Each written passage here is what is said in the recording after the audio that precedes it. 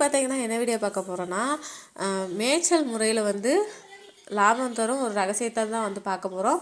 அதே மாதிரி இந்த வீடியோ வந்து ஒரு சப்ஸ்கிரைபர் தான் வந்து எங்களுக்கு வந்து சொல்லுங்கள் அப்படி சொல்லிட்டு சொல்லியிருந்தாங்க. அவங்களுக்காக இந்த வீடியோ போடுறேன்.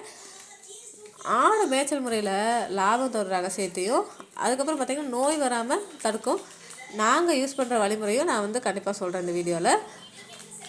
இப்போ நம்ம கவனிக்க வேண்டிய விஷயங்கள் சில என்னென்னு சொல்லிட்டு பார்த்துடலாமா? ஆடு மேய்ச்சலுக்கு விட்டால் தான் லாபம்னு சில பேர் நினைக்கிறாங்க. அது கிடையாதுங்க. மேய்ச்சல் சரியாக இல்லைனாலும் நோய் வந்து அதிகமாக தான் வரும். இன்றைக்கி இந்த வீடியோவில் எங்கள் ஊரில் பண்ணுற உண்மை மேய்ச்சல் முறையை தான் நான் வந்து பார்க்க போகிறோம். அப்புறம் பார்த்திங்கன்னா நோய் வராமல் காப்பாற்றுற ரகசியத்தையும் சொல்ல போகிறேன். மறக்காமல் வீடியோ ஸ்கிப் பண்ணாமல் பாருங்கள். நம்ம ஊரில் ஆடு வளர்ப்பு அப்படின்னா காலை விட்டால் மாலையில் கூட்டிகிட்டு வர்றது அப்படி சொல்லிட்டு நிறைய பேர் நினைக்கிறாங்க. அதுலேயும் ஒரு ஒழுங்குமுறை இருக்குது. என்னென்னா எங்கள் ஊரில் பார்த்திங்கன்னா காலையில் 11 மணிக்கு மேலே தான் பற்றிட்டு போவாங்க. சாயந்தரம் பார்த்திங்கன்னா ஒரு 6:30 மணி இல்லைன்னா 7 மணிக்கு கூட வரும். சில நேரம் 8 மணிக்கு கூட வர்றதுக்கு வாய்ப்பு இருக்குது. செம்பரி ஆடெல்லாம் பார்த்திங்கன்னா காலையில் 8 மணிக்கெலாம் பற்றிட்டு போனாங்கன்னா சாயந்தரம் நைட்டு ஒரு 8 மணி 8:30 இல்லைன்னா 9 மணி கூட சில நேரம் ஆயிருங்க. அதாவது ஏன் வெயிலை வந்து மேய்க்கக்கூடாதுன்னா, வெயில் ஏறிட்டால் ஆட்டுக்கு வந்து ரொம்ப சோர்வாயிரும். ஏன்னா வெயிலில் வந்து மேயாது. ஒரு மரத்துக்கடையில் போய் அது உட்காந்து படுத்துக்கிடும். அதனால தான் காலையில் வந்து நம்ம விடிய காலையில் வந்து மேய்ச்சலுக்கு விட்டால் ரொம்ப ரொம்ப நல்லது. வேறு என்னெல்லாம் வரும்னா வாயில் வந்து காய்ச்சல் வந்துடும். அதுக்கப்புறம் பார்த்திங்கன்னா ஜீரண பிரச்சனையும் கண்டிப்பாக வரும். அதே மாதிரி ஒரே இடத்துல தினமும் மேய விடக்கூடாது. வேறு இடத்துக்கு வந்து ஆடை வந்து மேய்ச்சலுக்கு வந்து விடணும். அதே மாதிரி பார்த்திங்கன்னா அதாவது ஒரு தீவனம் கொடுத்தோன்னா அதே தீவனத்தை வந்து டெய்லியும் கொடுத்தா போர் அடிச்சு போயிடும் ஆட்டுக்கு. ஏன்னா நம்மளுமே டெய்லியுமே ஒரே சாப்பாடாக சாப்பிட்றோம் இல்லை டெய்லி ஒரு சாப்பாடு நம்ம வந்து சாப்பிட்றோம் இல்லையா? அதே மாதிரி தான் ஆடுகளுக்கும் வேறு தீவனம் வந்து கொடுத்தா ரொம்ப ரொம்ப நல்லது. ஒரே இதை வந்து நம்ம கொடுத்தோன்னா அதுக்கு என்ன ஆகும் தெரியுமா? புழு கிருமி நோய் இது எல்லாமே வந்து அதிகமாயிரும். இப்போ நல்ல மேய்ச்சல் நிலம் எப்படி இருக்கணும்னு தெரியுமா? நல்ல மேய்ச்சல் நிலத்தில் வந்து எப்பயுமே தண்ணி வந்து தேங்கி இருக்கக்கூடாது. அதே மாதிரி ஈரமான இடத்துல மேய விட்டால் பார்த்திங்கன்னா அதுக்கு வந்து கால் நோய் வர்றதுக்கு வாய்ப்பு இருக்குது. நாக்கில் கூட நோய் வர்றதுக்கான வாய்ப்பு வந்து அதிகமாக இருக்குது.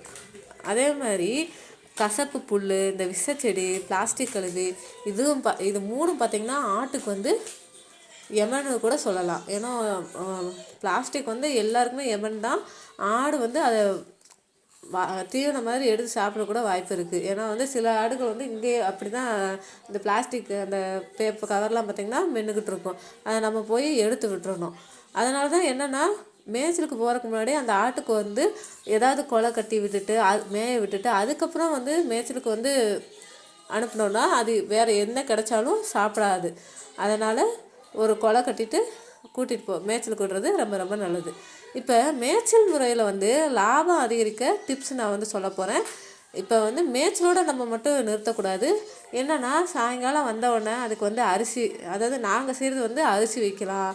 வந்த உடனே ஃபஸ்ட்டு தவிடு போட்டு தண்ணி வைக்கணும். தண்ணி வச்சுட்டு அதுக்கப்புறம் வந்திங்கன்னா அரிசி வைக்கலாம். அதாவது பழக்கமான அரிசி வைங்க. இல்லை அப்படின்னா அரிசி வந்து நீங்கள் வந்து வச்சு பழகாதீங்க. அப்படியே அரிசி வைக்கணும்னு நீங்கள் நினச்சாலும் கொஞ்சம் கொஞ்சமாக அரிசி வச்சு நீங்கள் பழகிக்கோங்க அந்த ஆட்டுக்கு. அப்புறம் வந்து கொஞ்சம் கடலை புண்ணாக்குன்னு சொல்லிட்டு சொல்லுவாங்க. அதெல்லாம் வந்து கொடுத்தா நல்லது. இதெல்லாம் இருந்தால் ஆடு வந்து சீக்கிரமாக வந்து வளரவும் செய்யும், வெயிட்டும் அதிகமாகும். அதே மாதிரி குட்டிகளோட எடையும் நல்லாவே ஏறுங்க. வாரத்துக்கு ஒரு நாள் பார்த்திங்கன்னா எல்லா ஆடுகளையும் தனித்தனியாக வந்து கொஞ்சம் கவனித்து பார்க்கணும். ஆடு வந்து நல்லா நடக்குதா, இல்லை தலை தொங்குதா, இல்லை உடம்பு சூடாக இருக்குதா, இதெல்லாம் வந்து இருந்தால் நோய்க்கு வந்து அறிகுறி அப்படி சொல்லிட்டு சொல்லலாம். அதெல்லாம் கவனித்து நம்ம வந்து பார்க்கணும். இப்போ நோய் மேலாண்மை பார்க்கலாமா? எங்கள் கிராமத்து அனுபவத்தில் பார்த்திங்கன்னா ஆட்டுக்கு வந்து நோய் வந்தால் ஃபஸ்ட்டு கவனிக்க வேண்டியது என்னென்னா மேய்ச்சல் முறையை தான். திடீர்னு என்ன செய்யணும், மேய வந்து மேயவே மேயாது. அதே மாதிரி தண்ணி குடிக்காது. அந்த ஆடுகளோட கூட்டத்திலேருந்து தனியாக அந்த ஆடு வந்து தனியாக நிற்கும். இதனால் என்ன செய்யணும்னா ஃபஸ்ட்டு அந்த ஆட்டை வந்து தனியாக வச்சு கவனிக்கணும். அப்படி நம்ம பார்க்காம விட்டுட்டோம், அந்த மற்ற ஆடுகளோடய சேர்ந்து நிற்குது அப்படின்னா மற்ற ஆட்டுக்கும் அந்த நோய் வந்து பரவுறதுக்கான வாய்ப்பு அதிகமாக இருக்குது. அதே மாதிரி 3 மாதத்துக்கு ஒரு தடவை உடற்புழு நீக்கம் பண்ணணும். இதெல்லாம் வந்து கட்டாயம் அவசியம் பண்ணணும். தடுப்பூசி எந்த நேரத்தில் போடணுமோ அதெல்லாம் வந்து கண்டிப்பாக வந்து போட்டுடணும். இதெல்லாம் நம்ம வந்து மறக்கவே கூடாது. ஏன்னா நம்ம ஆட்டில் லாபம் எடுக்கணும் அப்படி சொல்லிட்டு நினச்சோம்னா இதெல்லாம் வந்து கண்டிப்பாக அதுக்கு செஞ்சே ஆகணும். இப்போ எங்கள் கிராமத்தில் நாங்கள் ஒரு சின்ன வைத்தியம் வந்து பண்ணுவோம். அது என்னன்னு சொல்லிட்டு பார்க்கலாமா? எங்கள் ஊரில் பெரியவங்க வந்து சொல்லியிருக்காங்க. இது பெரியவங்க சொன்னனால தான் நாங்கள் இப்போ தான் பண்ணிக்கிட்டு இருக்கோம். சில நேரம் மட்டும் நாங்கள் பண்ணுவோம். ஆட்டுக்கு வந்து ரொம்ப சோர்வாக இருக்குது அப்படின்னு நினச்சா வேப்பிலை, அதுக்கப்புறம் வந்து சீரகம், கொஞ்சம் அதில் மஞ்சள், இதை வந்து தண்ணியில் கொடுக்கணும். அதுக்கு வேப்பிலையை வந்து நம்ம ஏற்கனவே சாப்பிடும், இருந்தாலும் வேப்பிலையை அரைச்சி கூட கொடுக்கலாம், இல்லைன்னா அப்படியே கூட நம்ம தண்ணியில் போட்டு கொடுக்கலாம். இல்லை தண்ணியில் கூட வேண்டாம், நம்ம வந்து கையில் கொடுத்தாலே எங்கள் ஆடுகள்லாம் வந்து தனியாக கொடுத்தாலே சாப்பிடும். அடுத்து சீரகம், மஞ்சத்தூள் இதை வந்து தண்ணியில் கொடுத்து பாருங்கள், அதுக்கு வந்து நல்ல பலன் கிடைக்கும். நல்லாவே அதுக்கு வந்து நோயெல்லாம் வராமல் கொஞ்சம் நம்ம வந்து பாதுகாக்கலாம். அப்படியே அது சாப்பிட்டு இல்லை வேறு எதுவும் மருந்து கொடுத்து உங்களுக்கு வந்து ஆட்டுக்கு வந்து நோய் வந்து போகலை அப்படின்னா நீங்கள் கண்டிப்பாக வந்து கால்நடை மருத்துவரை கண்டிப்பாக போய் பார்க்கணும். இப்போ மேய்ச்சல் முறை சரியாக இருந்தால் தான் நோய் பாதி வந்து தானாக குறைஞ்சிரும். ஆடு வளர்ப்பும் பார்த்திங்கன்னா லாபமாக மாறும். இந்த வீடியோ உங்களுக்கு வந்து பயனுள்ளதாக இருந்தால் லைக் பண்ணுங்கள். என் சேனலை மறக்காமல் சப்ஸ்கிரைப் பண்ணி வச்சுக்கோங்க. பக்கத்தில் இருக்க பெல் பட்டனையும் ஆன் பண்ணி வச்சுக்கோங்க. உங்களுக்கு வந்து ஏதாவது சந்தேகம் இருந்தாலும், நீங்கள் வந்து அடுத்த என்ன வீடியோ போடணும் அப்படின்னு நீங்கள் நினச்சிருந்தாலும், உங்களுக்கு எதுவும் டவுட் இருந்தாலுமே கமெண்ட் பாக்ஸில் கமெண்ட் பண்ணுங்கள். அதுக்கான வீடியோவோ இல்லை கமெண்டில் என்னால் பதில் சொல்ல முடிஞ்சுன்னா நான் அதுலேயே வந்து பதில் சொல்லுவேன். இல்லை பதில் சொல்ல முடியல அப்படின்னா நான் அதை வந்து ஒரு வீடியோவை மேக் பண்ணி உங்களுக்கு கண்டிப்பாக வந்து போடுறேன்.